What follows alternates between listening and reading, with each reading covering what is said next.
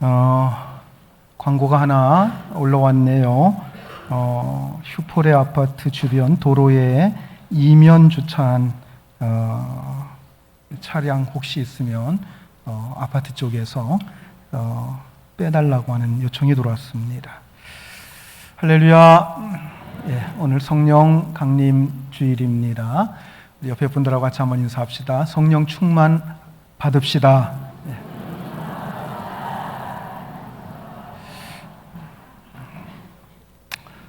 오늘은 성령 강림 주일입니다.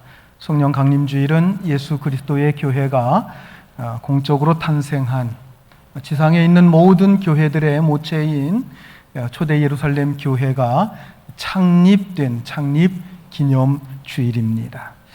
오늘 본문에 있는 것처럼 그날은 구약의 절기상으로 볼 때 오순절이었습니다. 오순절은 6월절로부터 50일이 경과된 때를 기념하는 절기로서 이때는 마침 첫 추수를 하고 첫 열매를 하나님 앞에 드리는 맥추절이기도 합니다. 이 오순절은 6월절 그리고 장막절과 함께 이스라엘의 3대 절기로 불리우는 중요한 명절입니다. 그런데 그 오순절 날에 성령께서 강림하심으로 교회가 탄생하였습니다.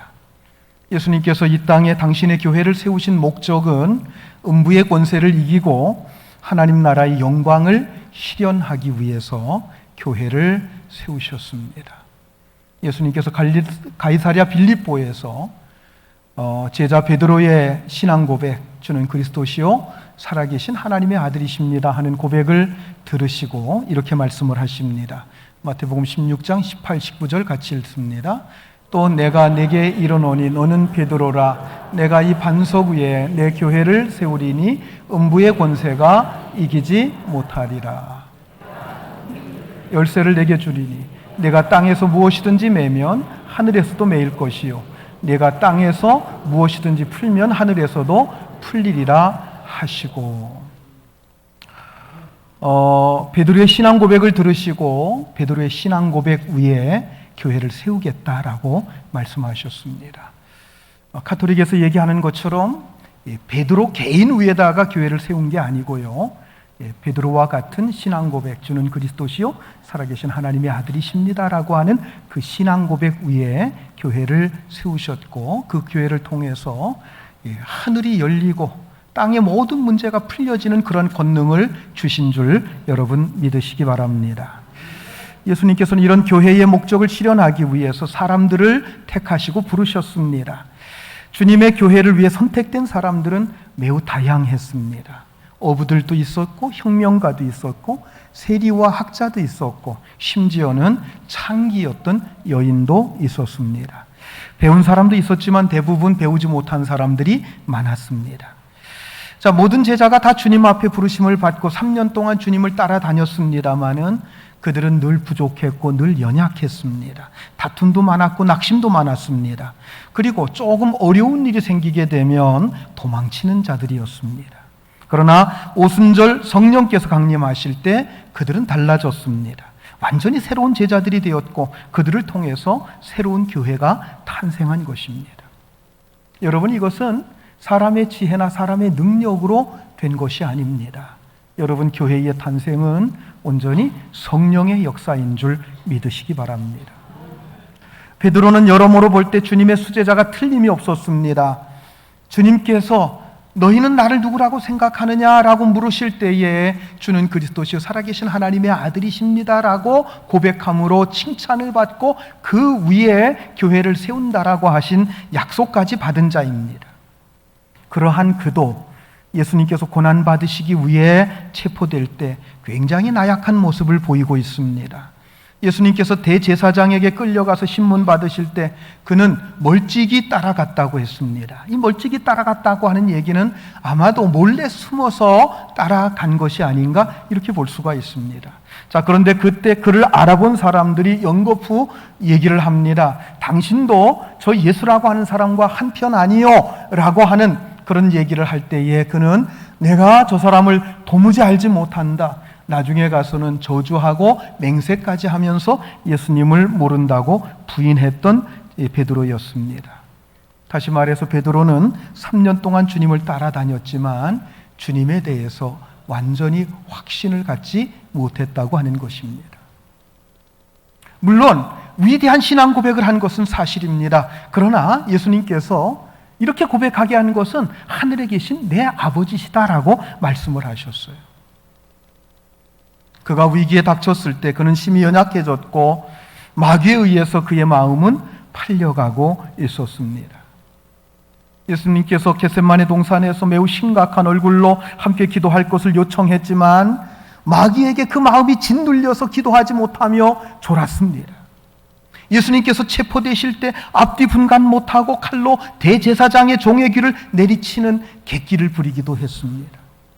누가복음 22장 31절에서 예수님께서 경고하신 대로 마귀가 밀가부르듯 하는 것처럼 그렇게 마귀에게 까불리고 있었던 것이 베드로였습니다.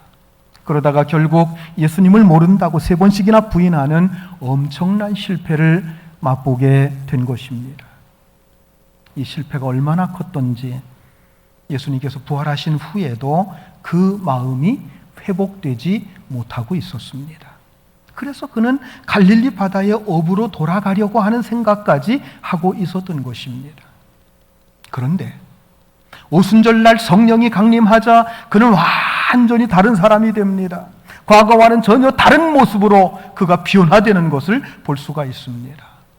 다른 제자들과 함께 담대히 예수 그리스도의 복음을 전파하며 그 결과로 초대 예루살렘 교회를 세우게 됩니다. 오늘 본문 4절 말씀 우리 같이 한번 읽습니다.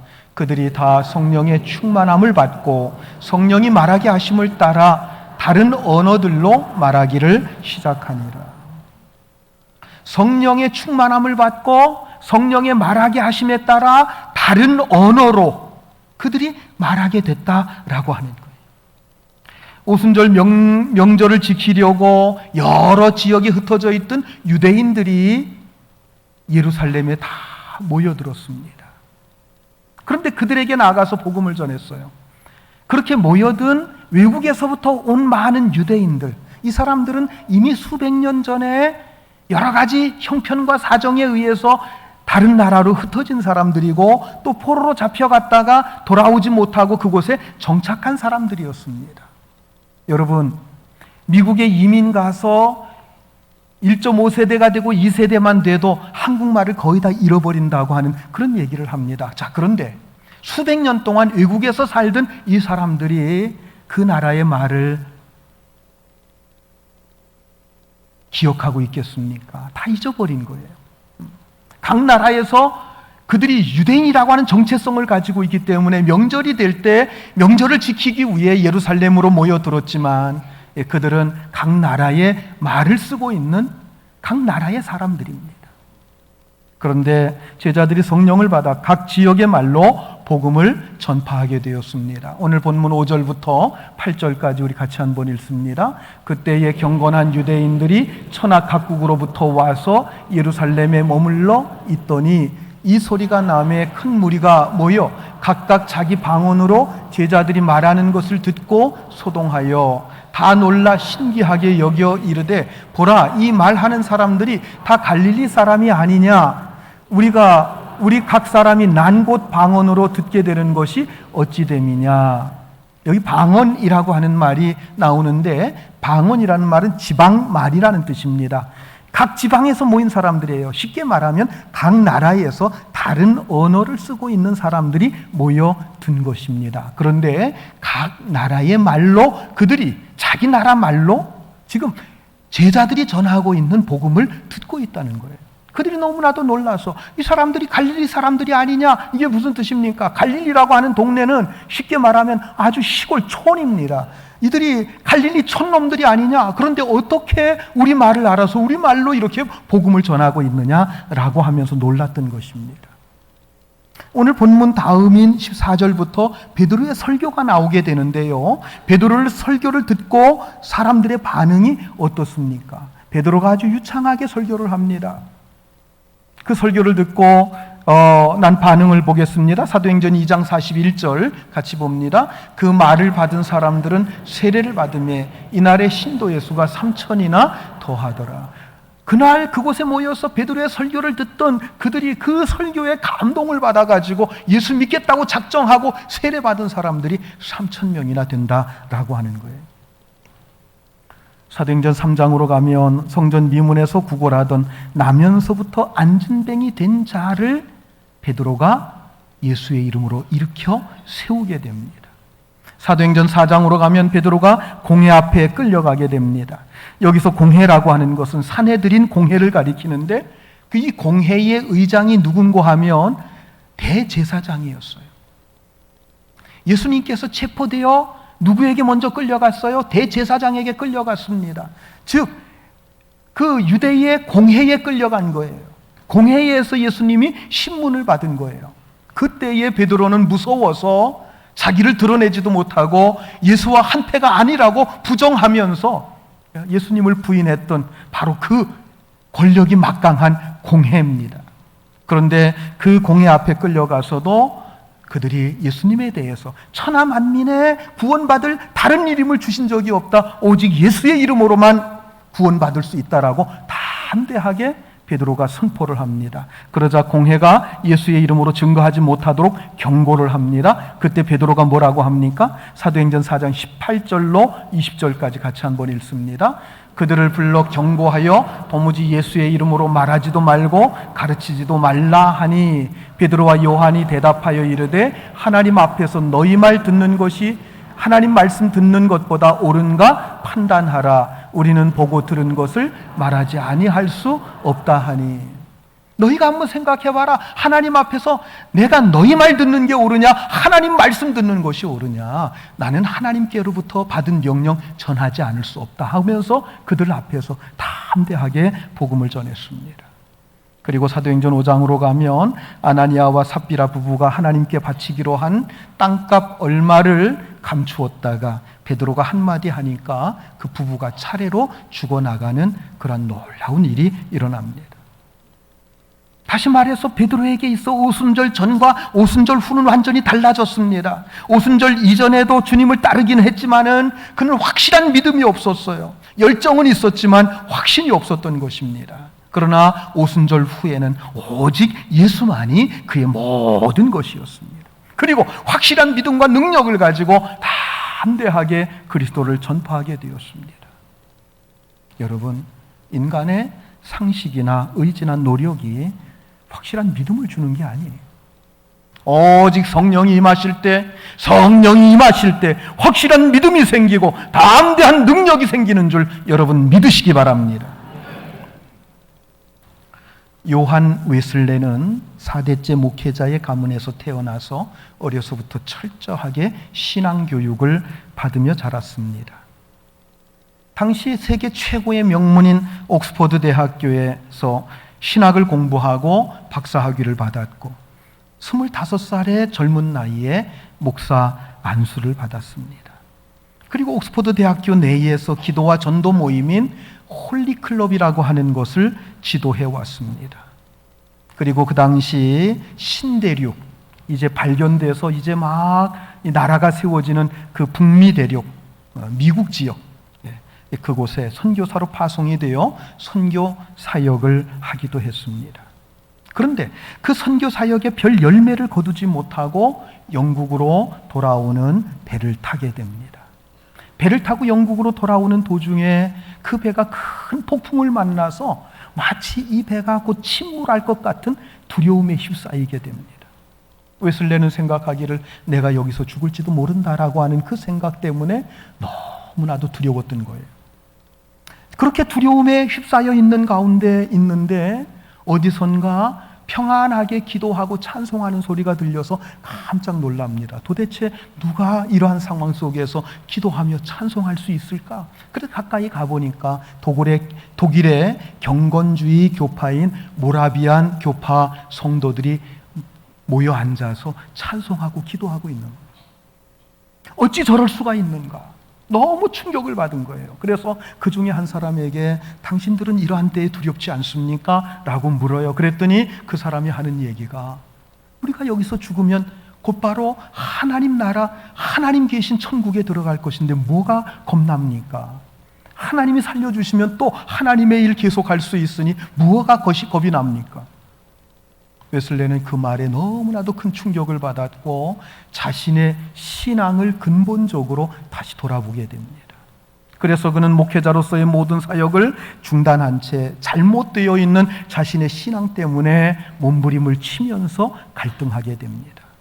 그러던 어느 날 런던의 변두리 올더스케이트라고 하는 동네 교회의 저녁 집회에 참석을 했다가 놀라운 성령을 체험하게 됩니다. 하나님 앞에 철저히 회개하게 되고 성령의 기름 부으심을 경험하게 된 거예요.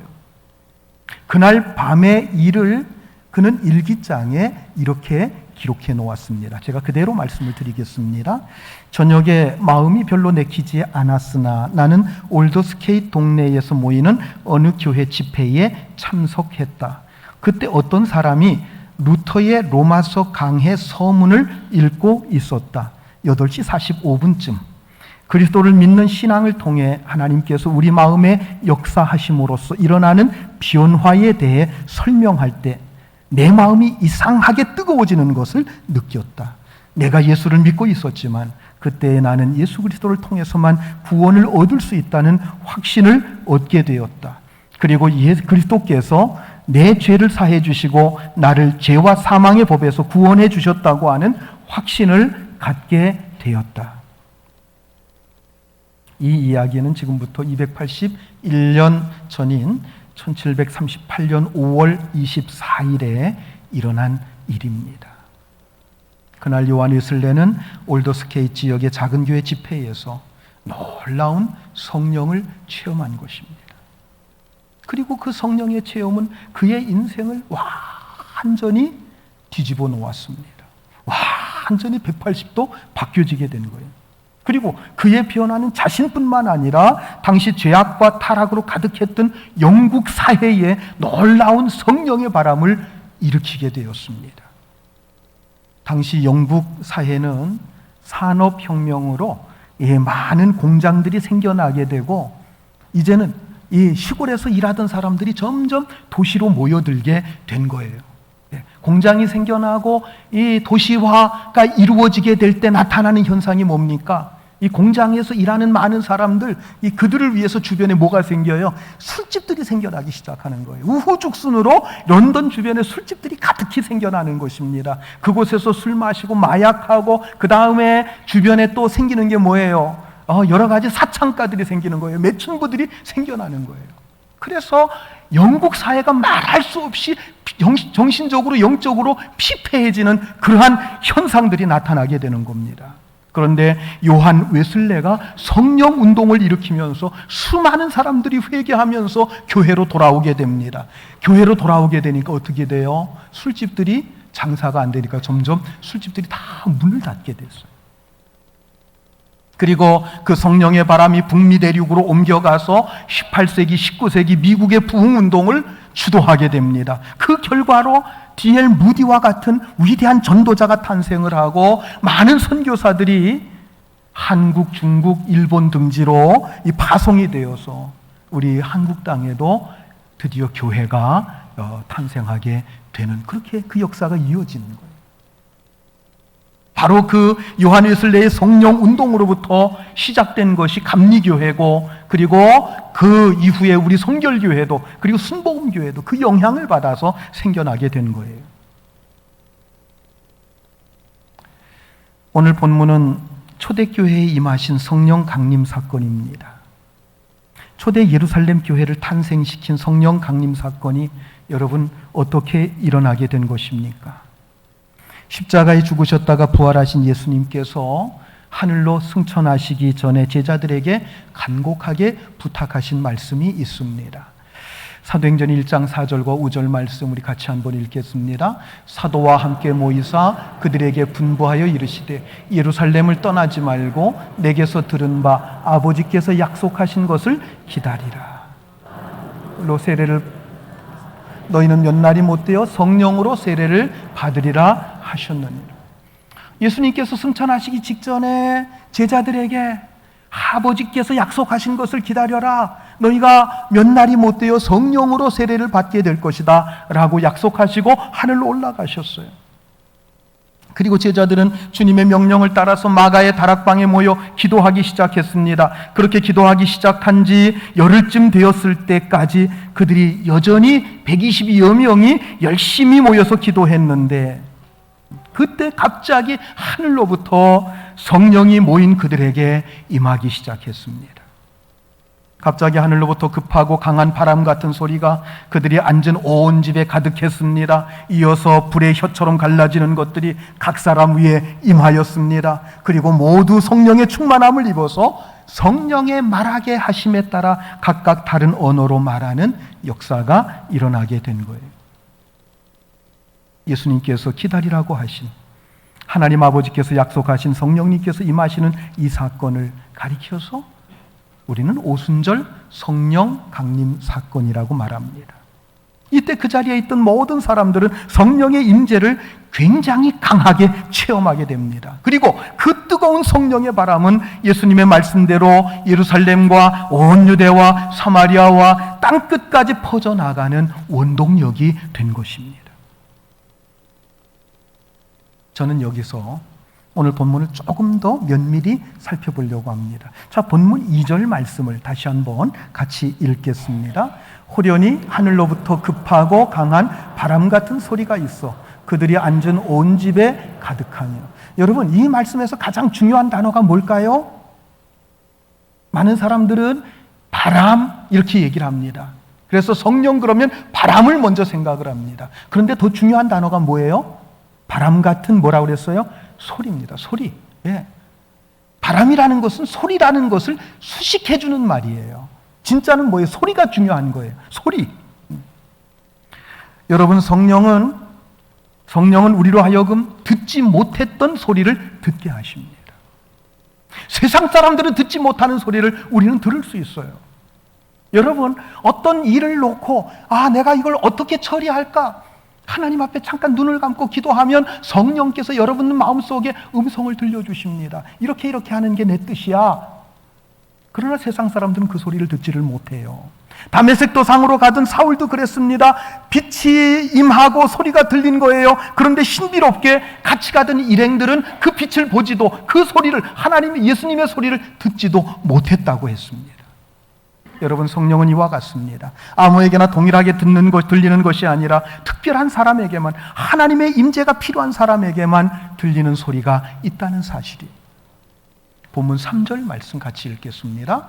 마치 불의 혀처럼 갈라지는 것들이 그들에게 보여 각 사람 위에 하나씩 임하여 있더니. 여러분, 이 말씀에서 가장 중요한 단어는 뭘까요? 불일까요? 예, 불도 중요한 단어죠. 예, 불, 성령은 불처럼 임합니다. 그래서 성령이 임하면 가슴이 뜨거워지는 거예요. 그런데 더 중요한 게 뭐예요? 불의 혀. 불의 혀처럼 갈라졌다는 거예요. 이것은 불타는 모습을 보시면 압니다. 불타는 모습을 보면 위에가 혀가 날름날름 하는 것처럼 보여지는 거예요. 그렇게 그것이 거꾸로 위에서부터 불이 아래로 내려오면서 그것이 각 사람에게 임했다라고 하는 것입니다. 여기 나오는 혀라고 하는 단어는 헬라어로 글로사입니다. 여러분, 글로사라고 하는 말은 혀라는 말도 되고 언어, 말이라고 하는 뜻도 됩니다. 소리라는 뜻도 됩니다. 여러분, 뭘 가지고 말을 하십니까? 혀를 가지고 말하는 거죠. 그렇죠? 예, 우리의 혀. 예. 야고보서에도 우리의 혀를 조심하라. 그건 뭐예요? 우리의 언어를 조심하라. 그런 뜻이죠. 예. 혀가 없으면 말을 못해요. 그래서 혀의 형상을 한 성령이 각 사람 위에 임하사 사람들은 그 혀로 이상한 말을 하기 시작하는 거예요. 어떤 말? 방언을 하기 시작하는 거예요. 예. 각 지방의 말로 말하기 시작하는 거예요. 그러다 어떤 일이 일어났어요? 아까 읽었던 말씀 4절 다시 봅니다. 4절 같이 읽습니다. 그들이 다 성령의 충만함을 받고 성령이 말하게 하심을 따라 다른 언어들로 말하기를 시작하니라.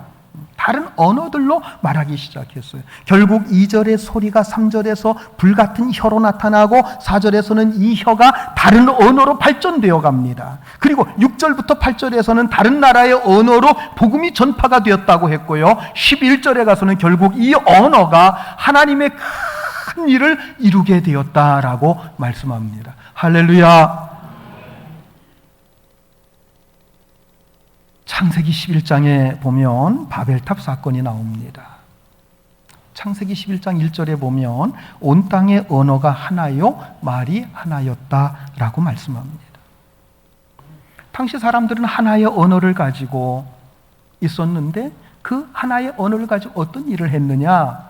하나님께 반역하고 하나님께 도전하는 일을 했다고 하는 거예요. 하늘까지 닿는 높은 성을 쌓고 자신들의 이름을 드러내고자 했습니다. 그때 하나님께서 강림하셔서 그 공사를 중단시키기 위해서 어떤 일을 하셨어요? 언어를 어떻게 하셨다? 언어를 혼잡게 하셨다. 그렇게 말씀합니다. 언어가 섞이게 했다. 예. 하나의 언어가 아니라 여러 가지 언어가 생겨나서 서로의 의사소통이 불가능해졌다. 그래서 공사가 불가능해진 거예요. 벽돌 가져오라고 하는데 물을 떠가지고 갑니다. 예. 이거 하라고 하는데 저거 합니다. 이러니까 공사가 안 되는 거지요. 그래서 언어의 혼잡 때문에 사람들은 산지사방으로 흩어지게 된 거예요. 그러니까 바벨탑 사건은 언어가 혼잡되어 온 인류가 흩어진 사건이에요. 그런데 오순절에 성령이 강림하실 때 다시 언어의 문제가 나옵니다.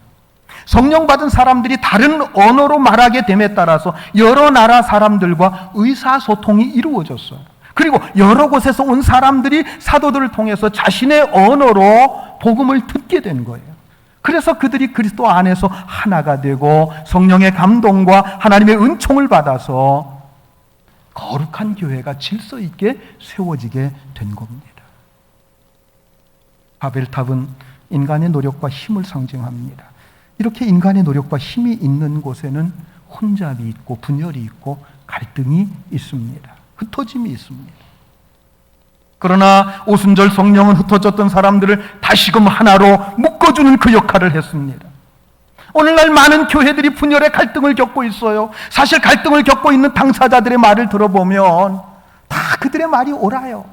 이 사람 얘기 들어보면 이 사람 말이 옳고 이 사람 말 들어보면 이 사람 말이 다 옳아요. 그런데 하나가 되지 못해요. 결국 인간이 판단하고 의논해서 내리는 결정은 대부분 분열과 갈등을 가져온다라고 하는 결론을 얻을 수 있는 겁니다. 그럼 어떻게 해야 됩니까? 어떻게 해야 돼요?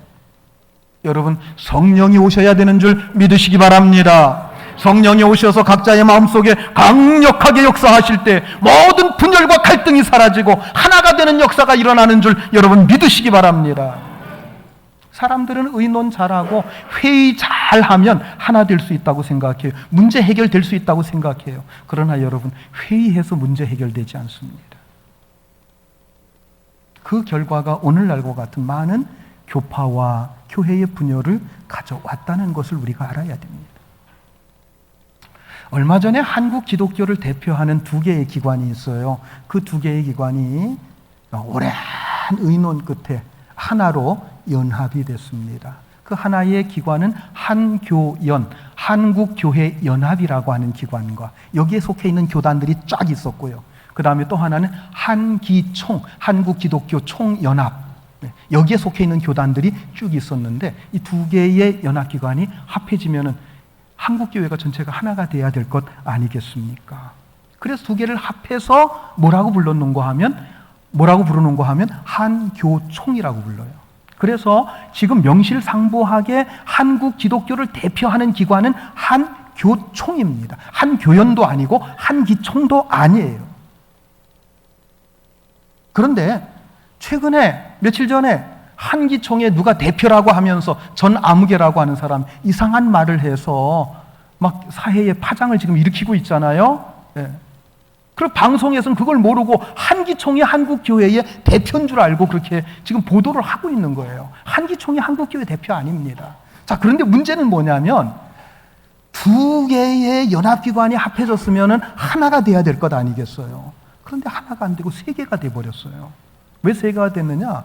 우리는 모다페 하고서는 남아있는 한 기총, 한 무리, 한 교연, 한 무리 이렇게 남다 보니까 비록 그 무리 수가 작다고 할지라도 전체적인 한국 교회를 대표하는 기관이 이 세 개처럼 되어버렸다라고 하는 거예요.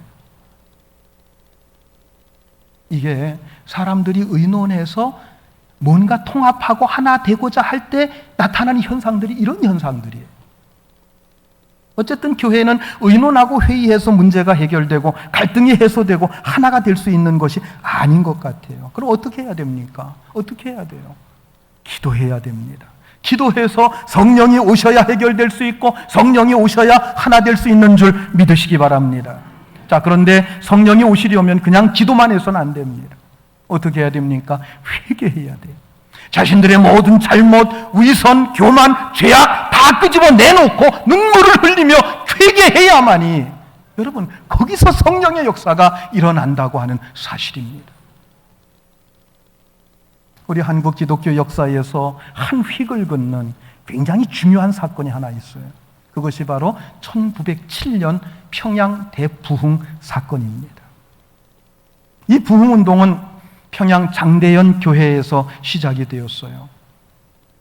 장대연 교회에서 민족 지도자 33명 3.1운동 때 대표 중에 한 사람이었던 길선주 목사님이 부흥회를 했습니다. 한 주간 동안 부흥회를 했는데 그 부흥회가 그냥 냉랭하기만 한 거예요.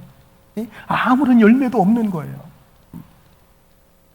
그래서 한 주간의 집회를 마치고 이제 목사님이 이제 마무리하려고 하는 그 순간에 그 당시 교회는 어떻게 되냐면 기역자로 교회가 돼 있어요.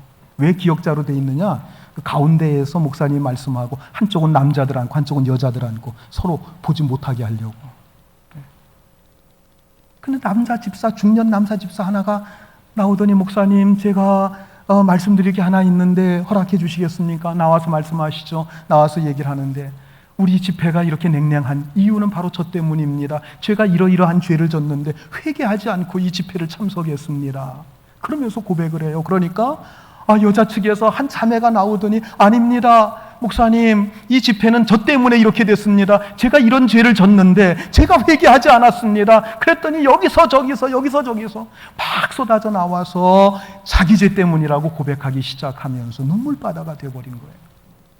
그러면서 한 분이 제안을 합니다. 목사님, 한 주간만 더 집회를 인도해 주세요. 그래서 그 다음 주간 한 주간 더 집회를 했는데 그때의 성령의 역사가 정말 놀랍게 나타나게 된 겁니다. 그래서 그 교회에서 일어난 이 성령의 역사, 회개의 역사가 전국 각지로 흩어지면서 1907년 위대한 성령의 역사가 각 교회에 휩쓸게 된 이런 놀라운 역사가 있게 됐다고 하는 겁니다.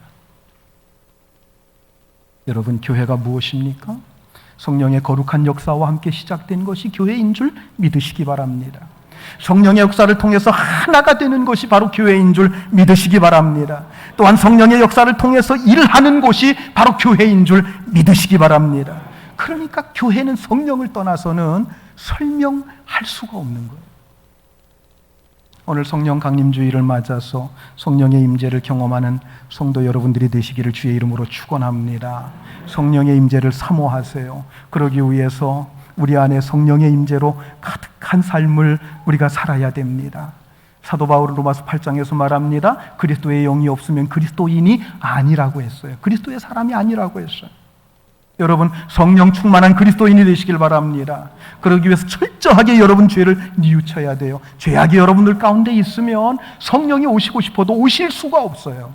죄악을 다 회개하고 철저히 뉘우치고 성령을 모셔드리기 바랍니다. 성령을 간절히 사모하시길 바랍니다. 성령의 능력을 힘입어서 담대하게 복음을 증거하는 저와 여러분 되시기를 주의 이름으로 축원합니다. 기도하시겠습니다.